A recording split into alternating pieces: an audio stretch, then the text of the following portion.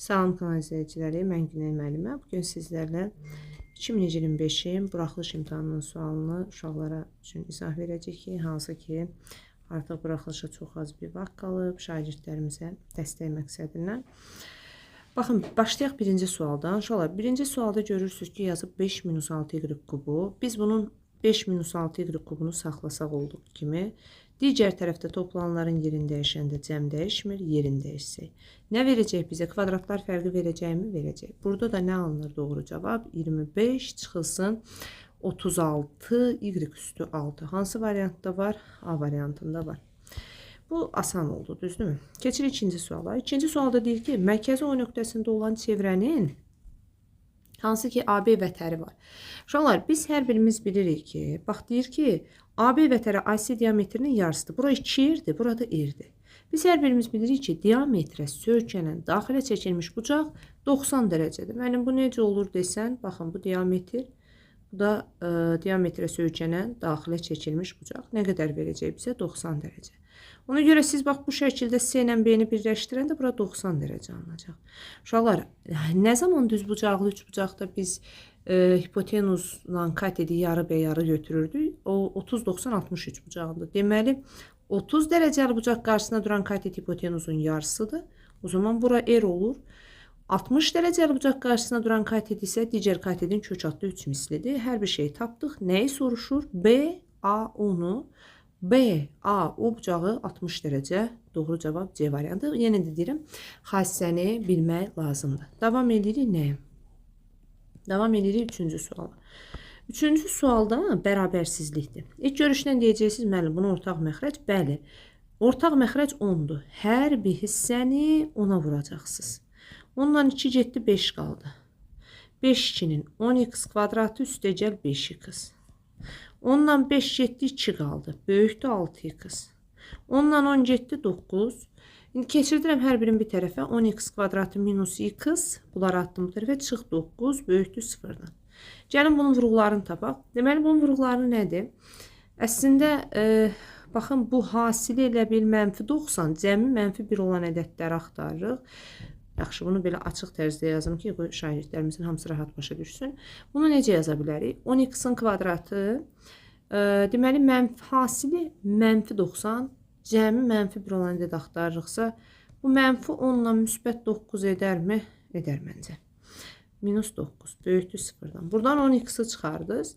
10x'i çıxarsanız qalacaq x minus 1. Buradan da 9'u çıxarsanız x minus 1 böyükdür 0'dan. Vuruqlarımız nə verir? Vuruğumuz verir ki 1x minus 1'dir. Biri isə 10x üstə gəl 9'dur. O zaman belə çıxır ki, burada vuruqların biri budursa, sıfırımızın biri çıxacaq 1. Uşaqlar, biri də mənfi 10'da 9.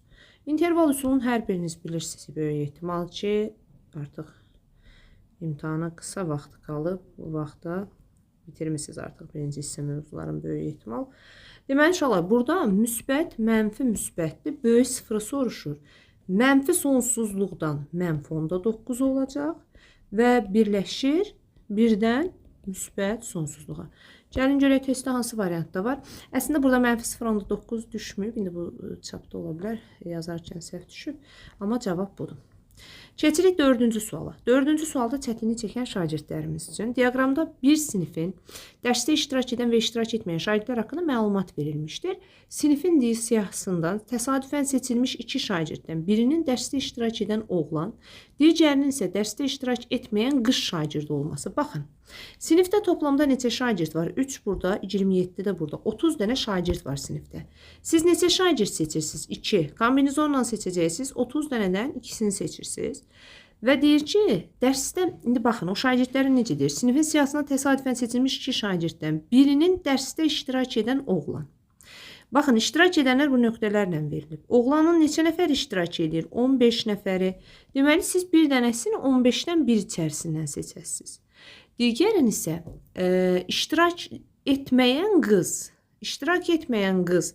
İştirak etməyənlər qızlar 12 nəfərdir. Fikir verin.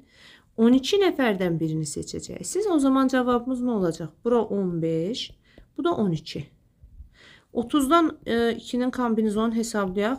30 vur 29 bölünsün 1 vur 2. Yəni bu hissədə 15 vur 29. Bunlar da ixtisar getsə 29-da. Hə, burada bir dənə bizim xətamız olub. Məxrəc düzdür uşaqlar. Buradan bir dənə düzəliş eləyək. Deməli xətamız nədir? 30-dan 2-nin kombinizonu düzdür. Hesabladıq onu. Nə çıxdı? 30-dan 2-nin kombinizonu 15 vur 29. Surətdə xətamız nə olub? Surətdə burada iştirak etməyən qız deyil. Biz iştirak edən qızları götürmüşük. İştirak etməyənlər 2 nəfərdir də, düzdür? 2-dən 1. İndi artıq cavabımız olacaq 15 vur 2, 29-da 2. Bu da aydındır. Keçək davamına. Davamında nə deyir? 5-ci sualda. Baxın, belə bir trigonometrik tənlik verib. Trigonometrik tənliyə diqqətli baxsanız, burada müxtəsər vurma düsturudur da artıq. Müxtəsər vurma düsturuna görə həll edilsək nə çıxır buradan? Deməli, bu 2 sinus x çıx 1-in kvadratının açılışıdır. Əgər kvadratı sıfırdırsa, onda 2 sinus x minus 1 də bərabərdir 1-ə. Sinus x bərabər olacaq 2-də 1-ə. Sinus x 2-də 1 tənliyinin həlli nədir? Sinus x 2-də 1 tənliyinin həlli x bərabərdir mənfi 1 üstü k. 2-də 1-i harada alır sinus? Sinus pi bölü 6-dır.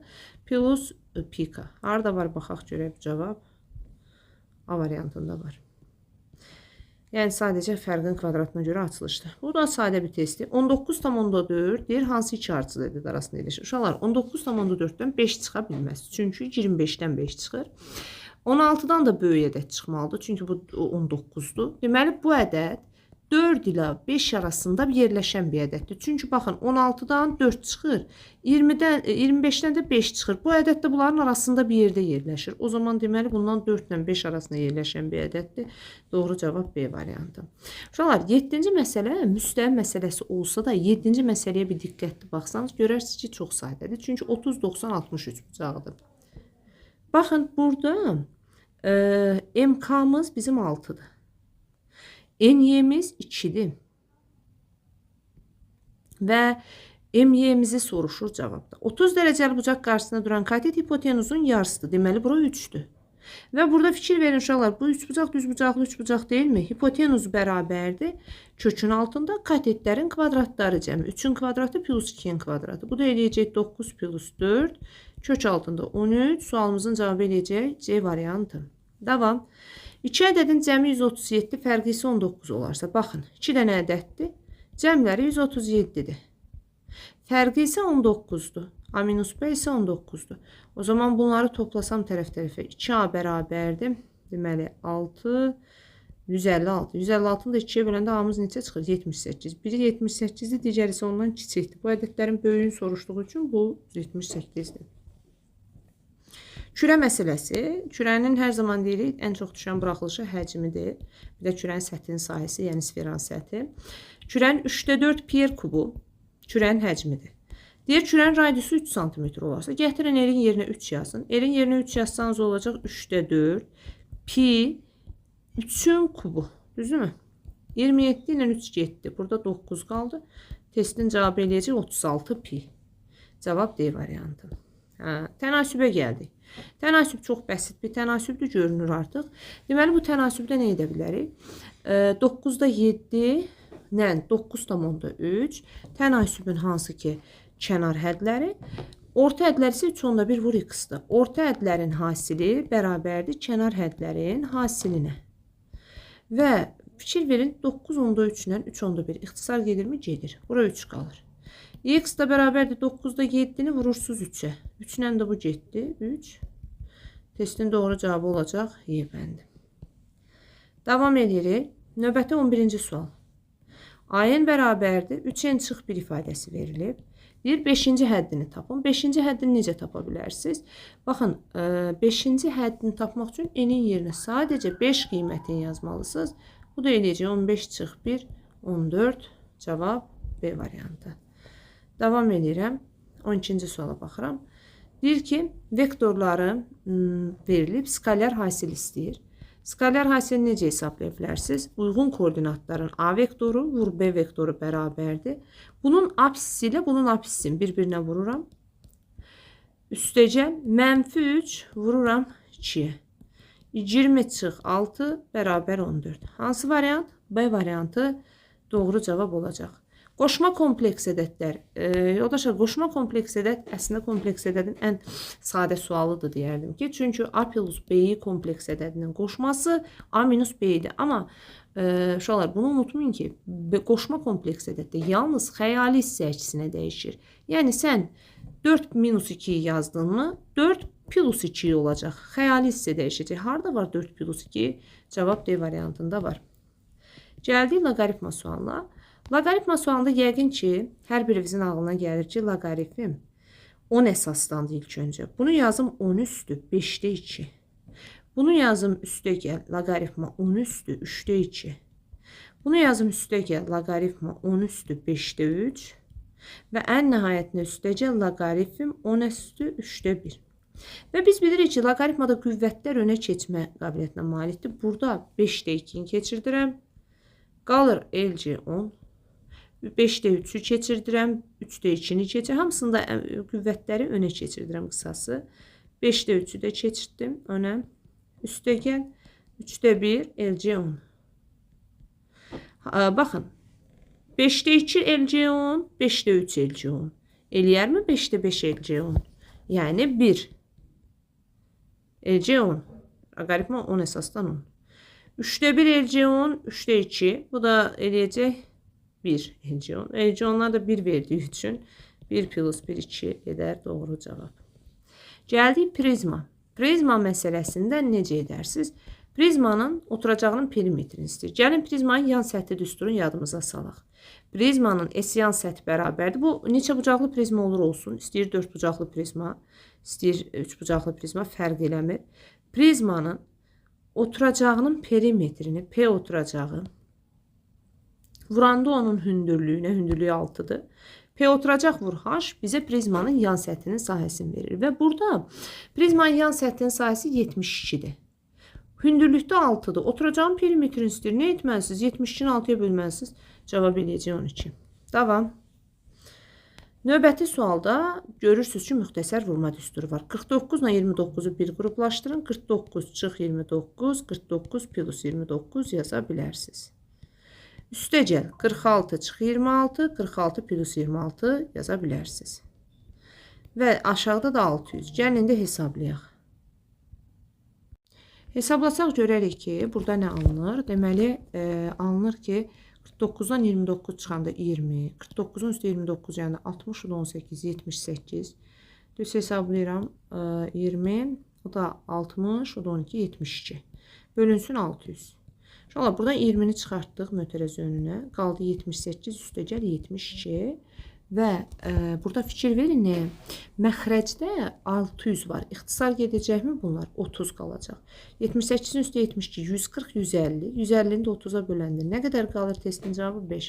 Ola bilər biraz testləri uzun-uzadı hesablayıram. O sırf yəni özüm üçün deyil, qarşımızdakı abituriyentlər də bu testi rahat başa düşə bilsin deyə. Növbəti sualda maraqlı sualdır. Bax, üstü tənlik də bənzədirsiniz, amma əsasları eyniləşmir bu tənliyin. Deyir altda 1 üstü 3'də 2 x plus 1. Mən bunu belə yazıram. 3'də 2 x vur 3'də 2 üstü 1. Parçalayıram. Yadda saxlayın. Əgər ikisinin də qüvvətləri eynidirsə, siz onları bir-birinə bölə də bilərsiniz, vura da bilərsiniz. Mən bölürəm.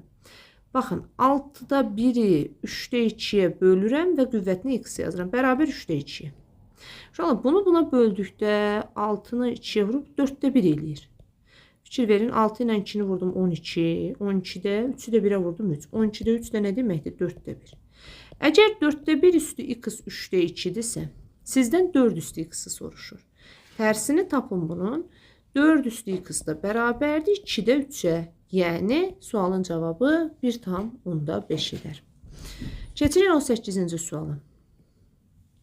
18-ci sualda deyir ki, 10 sinus 30, o dəqiqə deyəcəksiniz ki, sinus 30'da müəllim nə var ki, buna 2'də 1 alır. Bəs 231'i necə yaza bilərik? 231 ilə 39'u bir toplasaq, görərsiniz ki, 270 eləyir.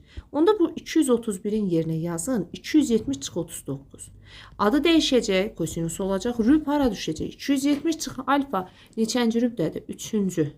3-cü rübdə sinusun işarəsi nədir? Mənfi. Deməli, bu adı dəyişsə də mənfi kosinus 39 deyə qalacaq. Plus kosinus 39 minus tangens 45. Tangens 45'də 1 yazaq mı yerinə? Bunlar islah. Ondan 2 də getdi 5. Axırda da 5 çıx 1. Sualımızın cavabı eləyəcək 4. Gəldik əsas məsələ ətraflı testlərə. Deyir ki, şagird riyaziyyat fənn olimpiyadasında cavablandırdığı 4 sualdan 3-ünə görə topladığı balların, baxın, şagird riyaziyyat olimpiyadasında 4 dənə sual cavablandırmalıdır. 1, 2, 3, 4. Deyir, 4 sualdan 3-ünə görə topladığı ballar, tutaq ki, 3-ünə görə A bal toplayıb, topladığı balların ədədi ortası və yaxud gəlin belə edək. Bundan A bal toplayıb, bundan B, bundan C, bundan D. 3-ünə görə topladığı ballar A plus B plus C bölü 3. Ədədi ortası 8-dir. 4-ünə görə topladığı bal A plus B plus C plus D bölü 4 7-dir. 4-cü suala neçə bal toplamışdır? D-ni istəyir. Buradan A plus B plus C-nin cəmini tapa bilərikmi? 24. Buradan 4-ünün cəmi A plus B plus C plus D 28. Hə, 3-ünün cəmi 24-dür. 4-ünün cəmi 28. 24 üstə gəlinsin D bərabər 28. Yəni həllində yazıram. D də bərabər 4-dür. Deməli olacaq 4. Davam edirəm 20-ci sualla. Deyir ki 20-ci sualda düzbucaqlı üçbucağın bir katedini hipotenuza nisbəti. Düzbucaqlı üçbucaq təsəvvür et. Bir katedi budur. Bunun hipotenuza, baxın bura olan nisbəti. Bir katedinin hipotenuza olan katedi 4K'dır, hipotenuzda 5K'dır. Onda bura 3K edərmi? Edər. Hətta bunun yerini gəlin biraz dəyişək. 4 daha böyükdür. Onu bura yazaq. Katedin hipotenuza nisbəti 5K. Burada 3K. Əslində bu misir üçbucağıdır da 3, 4, 5 üçbucağını bilirsiniz. Perimetr 48'dir. 4K üstə gəlir, 3K üstə gəlir. 5K bərabərdir neçəyə? 48'ə. 7, 5, 12K'mız 48 edər və K'mız buradan 4 çıxar. Hipotenuzun uzunluğunu soruşur. Hipotenuz neçə K'dır? 5 vur 4. Hipotenuzumuz eləyəcək 20. Baxırıq 21-ci suala. Deyir, məktəbin kollektivinin 4də 1 hissəsi Şuşaya, 5də 4-ü baxın. Məktəbin kollektivində Şuşaya gedənlər var, Xankəndinə gedənlər var və hər iki şəhərə gedənlər var. Deyir, 2 nəfər hər iki şəhərə gedir. Tutaq ki, məktəbin kollektivində 2 nəfər adam var. 4də 1 Şuşaya gedir. 5də 4-ü Xankəndinə gedir. Kollektivdə neçə müəllim var, X-i soruşur. Yəqin ki, bilirsiniz, birləşmənin element sayı bərabərdir. Tək-tək element sayları çıxılsın kəsişmənin element sayı. İndi gəlin bu düsturdan istifadə edək. Birləşməsi X dənə adam var. Şuşaya gedən 4də 1 qız, Xankəndinə gedən 5də 4 qız, kəsişməsi də 2. Hesablasaq, X bərabərdir. Burada eləyir 20-də, bura 5, bura isə 4, 16, bu da 5, 21 qız. Tənliyi həll eləsəm, X-ları bir tərəfə keçirsəm, ədədləri də bir tərəfə, cavab eləyəcək X-imiz 40 nəfər. Deməli, söhbət o 40 müəllimlə gedir. Davam edirəm. 22-ci suala baxırıq. Kvadrat formada iki bağça perimetrləri boyunca çəkilmiş borular vasitəsilə sulanır. Bağçalarda su anbarındakı boruların hər birinin uzunluğu 4 metrdir. Aha, fikir verin. İndi deyir ki, birinci bağçanın tərəfinin uzunluğu, ikinci bağçanın tərəfinin uzunluğundan 2 metr çoxdur. Bura elə bil X-dır, bura X plus 2-dir. Birinci bağçanın sahəsi ikincinin sahəsinin, birinci bağçanın sahəsi ikincinin sahəsinin 2 mislindən 8 kvadrat metr azdır. Deməli, birinci bağçanın sahəsi, yəni X plus 2-nin kvadratı. İkinci bağçanın sahəsinin 2 mislindən 8 kvadrat azdır. Əvvəl bərabərləşdirək görək bunların tərəfləri nə qədərdir? X kvadratı plus 4x plus 4 bərabər 2x kvadratı minus 8. Və buradan bizə nə verəcək? X kvadratı plus 4 minus 4x minus 12 bərabər 0. Buradan çıxır ki, x minus 6x plus 2 bərabər 0. Çıxır ki, belə ki, kökü 6-dır. Yaxşı, tapdınız x 6-dır. İndi mən bunu lövhəni silirəm. X-imiz 6-dırsa bu kvadratın tərəfi 6, bu kvadratın tərəfi isə 8 olur. İndi sual verir. Sualma üçün ən az neçə borudan istifadə olunar? Yəni, bütün bağçanı sulamaq üçün. Gəlin, baxaq. Deməli, burada artıq biz tərəflərini tapdıq. İndi baxın, sizi orada perimetr boyunca deyir. Perimetr boyunca deyirsə, gəlin bunun perimetrlərini tapaq. Uşaqlar, bunun perimetri nə qədərdir? 32. Digərinin perimetri nə qədərdir? Hər tərəfi 6-dırsa, perimetri 24. Bunların perimetri ilə də 56. Amma bir şey var ki, bu su anbarından bura daşımaq üçün də belə deyək də boru lazım olur. O da eləyəcək 4 4 8. Verdi sizə 64 metr. Amma bizdən nə soruşur bir oxuyaq. Sulama üçün ən az nə qədər borudan istifadə edərik? 64 metrlik boru. Ən az dediyi əslində bilirsiniz nədir? Ən az dediyi bunun perimetri 32-dir. Bunun perimetri 24'dür.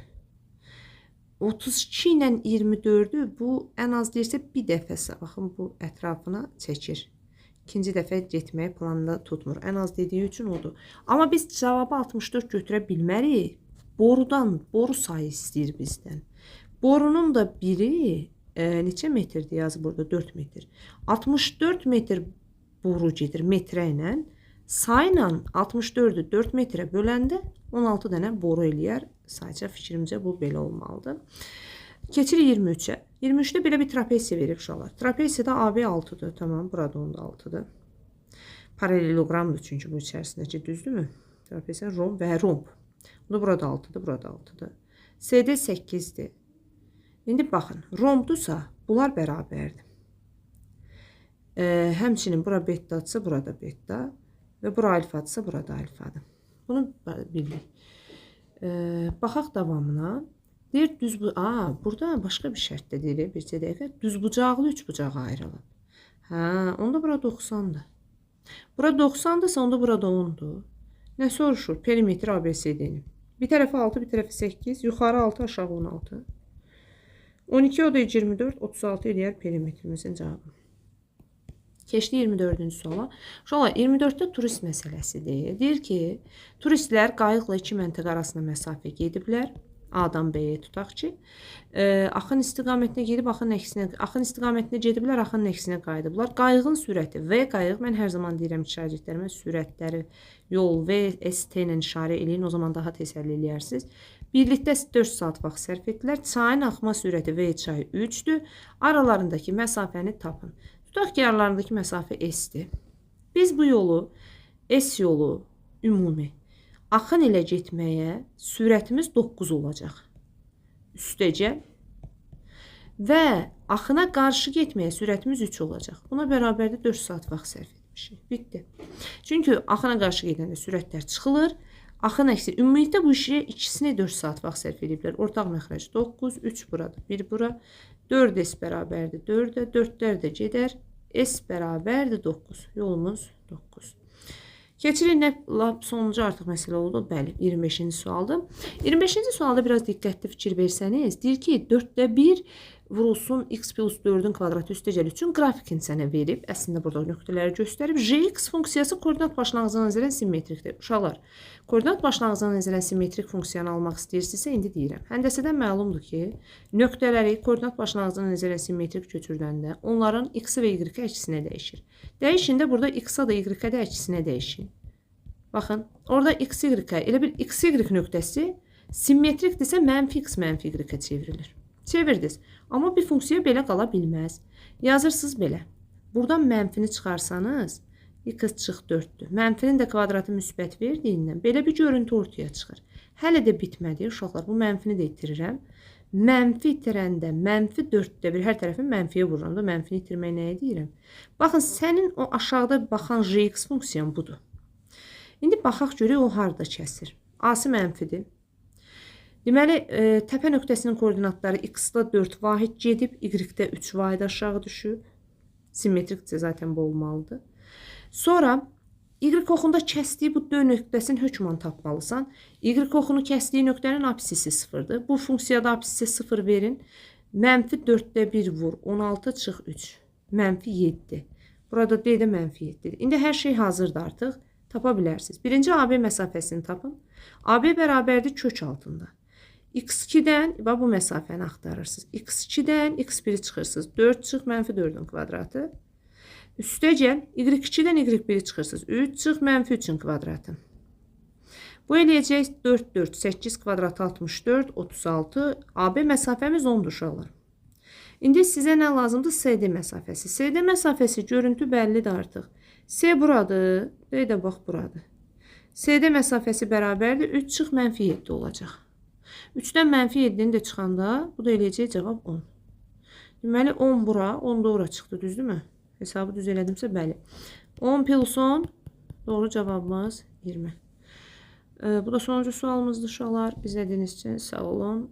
Videolar əgər həqiqətən də sizə yararlı olursa bəyənib paylaşmağı, kanala dəstək olmağı unutmayın. Sağ olun.